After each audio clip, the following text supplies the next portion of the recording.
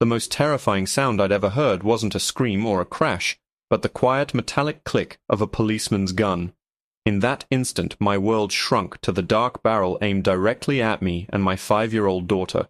The sound that changed my life wasn't a gunshot, but the tiny, metallic click that comes just before it. It's a sound you only recognize from movies, a sound that feels completely alien in the quiet of your own driveway on a sunny Tuesday afternoon. One moment I was unbuckling my seatbelt, turning to my 5-year-old daughter Lily in the back seat to ask if she'd enjoyed her ice cream. The next, my world had shrunk to the impossibly round, dark hole at the end of a policeman's gun. It had started 5 minutes earlier. We were pulling onto our street, Lily humming a cartoon theme song and swinging her legs, when the flashing lights appeared in my rearview mirror. Red and blue painting the inside of my beat-up sedan in frantic, alternating colors.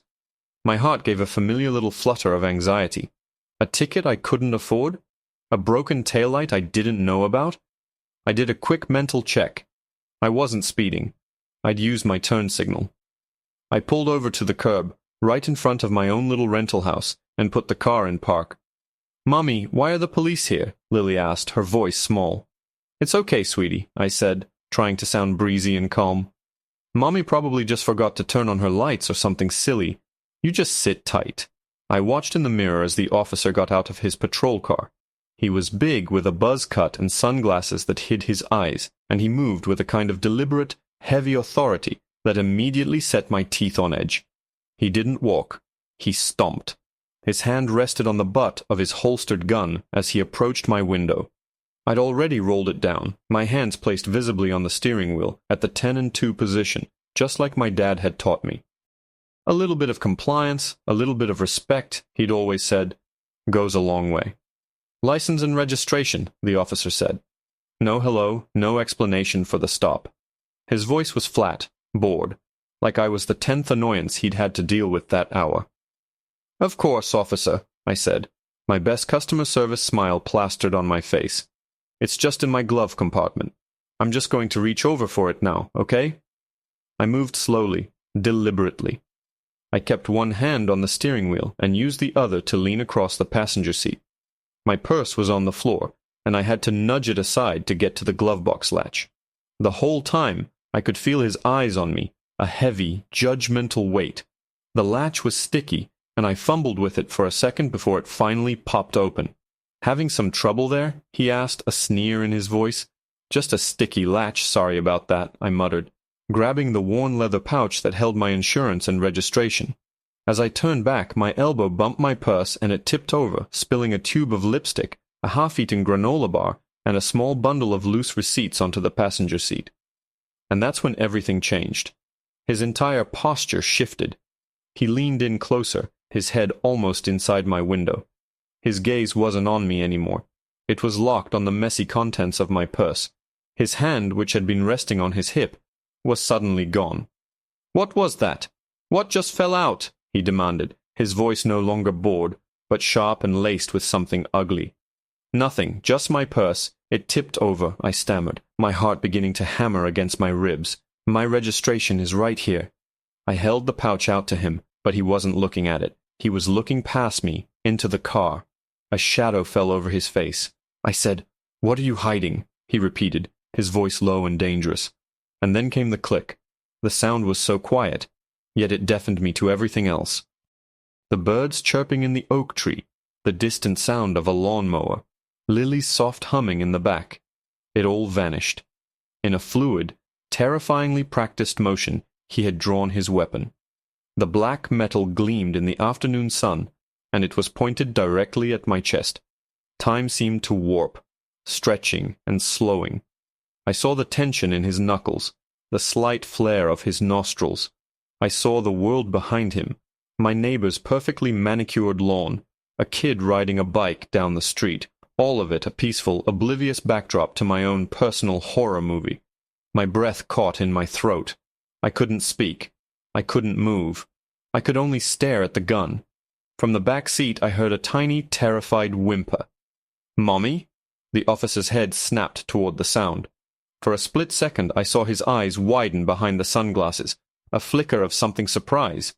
Annoyance? but it was gone as fast as it appeared. His focus returned to me, his aim unwavering. The gun felt like a physical weight pressing down on me, pinning me to the seat. "Get out of the car," he ordered, his voice a low growl. "Now, hands where I can see them." My mind was screaming, but my body wouldn't obey. "My daughter is in the car. He has a gun pointed at me. If I move, will he shoot? If I don't move, will he shoot?" The world had become a series of impossible choices. He took a step back, creating space, but the gun never wavered. He was waiting. And then he said the words that lit a fire of pure, cold rage in the midst of my terror. "Is there a man in the car with you? Who else is in there?" he barked, completely ignoring the child he'd just heard. "Answer me now." A man? The question was so ludicrous, so completely detached from reality, that for a split second my fear was eclipsed by sheer baffled fury. A man? In my car, filled to the brim with glittery backpacks, half-eaten boxes of animal crackers, and the faint, sweet scent of spilled apple juice. The idea was insane. He was insane. "Officer," I said, my voice shaking but dangerously level, "there is no man in the car. It is just me and my 5-year-old daughter. You can see her. She's right there in the car seat." I tried to angle my head, just a fraction of an inch, towards the back seat. The gun barrel followed the tiny movement, a cold, unblinking eye. "Don't move!" he roared, spittle flying from his lips. "Keep your eyes on me! Stop playing games!" That's when Lily started to cry. Not the little whimper from before, but a full-blown, gut-wrenching sob of pure terror. The sound shattered my composure. It was the sound every parent dreads, the sound that says their world is no longer safe. The mama bear that lives inside every mother, the one you don't even know is there until your child is threatened, woke up and started clawing at my insides. "You are scaring my child," I said, my voice dropping to a plea. "Please, just lower your weapon. I will do whatever you say. Just point the gun away from us. You've made a mistake." "The only mistake here is you thinking I'm an idiot," he sneered. "I saw you trying to hide it. Now get out of the car. Slowly. Hands up." My mind raced. If I get out, I leave Lily alone in the car with him. If I stay, he might get more agitated. Getting out seemed like the only path that didn't end with a bullet hole in my dashboard, inches from my daughter. "Okay," I whispered. "Okay. I'm getting out." With movements that felt like I was wading through molasses, I unbuckled my seatbelt with one hand, keeping the other in the air. I pushed the door open. The mundane sounds of my neighborhood rushed in, shockingly normal. The buzz of a cicada, the distant chime of an ice cream truck, the warm breeze carrying the scent of cut grass. Across the street, my elderly neighbor, Mrs. Gable, was standing on her porch, a watering can dangling from her hand, her face a mask of disbelief. Our eyes locked for a heartbeat, a silent, helpless exchange. I had barely planted one foot on the pavement when he was on me. He grabbed my arm, his grip like iron, and spun me around, slamming my body against the hot metal of my own car. My cheek scraped against the dusty paint, the shock of it stealing my breath. He pressed me against the door, the gun now jammed into the base of my skull. I could feel the cold circle of the muzzle against my hair. "Mommy!" Lily's scream was pure agony. "Mommy, help!" "Shut that kid up," he snarled in my ear, his breath hot and sour. "Lily, sweetie, it's okay. Mommy's fine. Just stay in your seat, baby, please," I yelled, my voice muffled against the car door. My own tears were starting to fall now, tracing hot paths through the grime on my cheek. He patted me down with a rough, humiliating efficiency. His hands explored my pockets, my waist, my legs. He found nothing. No weapon, no drugs. Nothing but a crumpled tissue and my car keys in my pocket. His frustration was a palpable thing, radiating off him in waves. "Where is it?" he grunted, yanking my arms behind my back. "What did you do with it?" "There is nothing," I sobbed, the fight draining out of me, replaced by a cold, hollow despair. He shoved me hard, and my knees buckled. I landed on the scorching asphalt of my own driveway, the rough surface digging into my skin. He stood over me, a monstrous silhouette against the bright sun, the gun still aimed at my head. He was breathing hard. A man completely lost in a fantasy of his own making, and he had dragged my daughter and me into it with him. He was the hero, and I was the villain he'd been waiting for all day.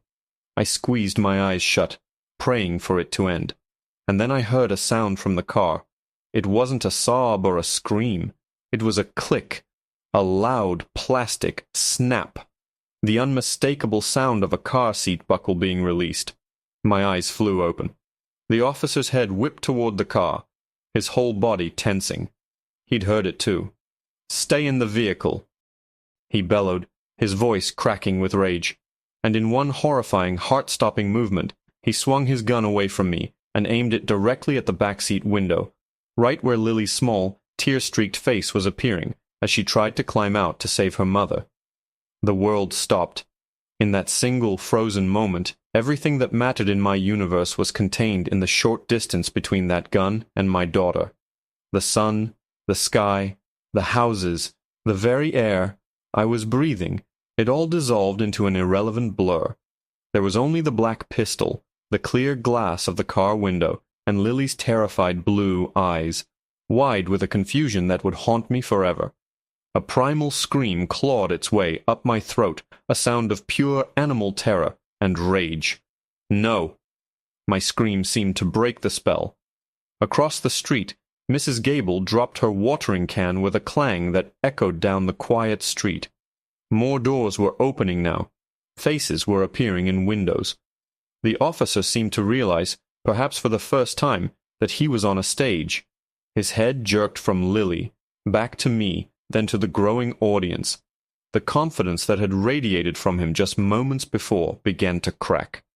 "Get back in the car," he yelled at Lily, but his voice lacked the earlier conviction. It was the desperate command of a man who knew he'd gone too far. Then another car screeched to a halt behind his patrol vehicle, a second police car. A younger officer, lean and with a frantic energy, burst out of the driver's side, his own gun drawn but held low, in a ready stance, not an aggressive one. "Officer Miller, what is going on? Stand down!" he shouted. The Officer Miller glanced at the newcomer, his face a contorted mess of anger and confusion. "She's got something in the car. She was hiding something. Possible suspect from a bolo." "What bolo?" the second officer yelled, advancing cautiously. The only bolo in this area was for a silver sedan with 2 male occupants involved in a robbery 5 miles away. This is a brown hatchback with a woman and a child. It was like watching a switch being flipped. The fantasy shattered. The veil of self-righteous fury dropped from Miller's face, replaced by a dawning, sickening horror. He looked from his colleague to my car, to Lily, who was now frozen halfway out of her seat, and then down at me, kneeling on the hot asphalt with scraped knees and tear tracks on my face. The gun in his hand suddenly seemed impossibly heavy. He lowered it, his arm falling to his side as if the strength had been drained from it. In that instant I scrambled to my feet. Adrenaline and maternal instinct propelled me. I ignored the screaming pain in my knees and lunged for my car, yanking the back door open and pulling Lily into my arms. She clung to me, burying her face in my shoulder, her small body racked with tremors.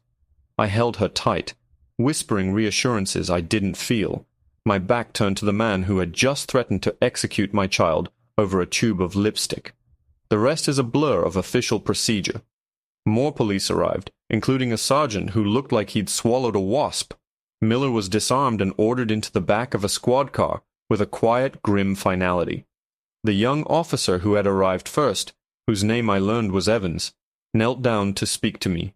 His voice was gentle, apologetic. He helped me to a patch of grass, brought Lily a bottle of water, and assured me, over and over, that this was not how things were supposed to be.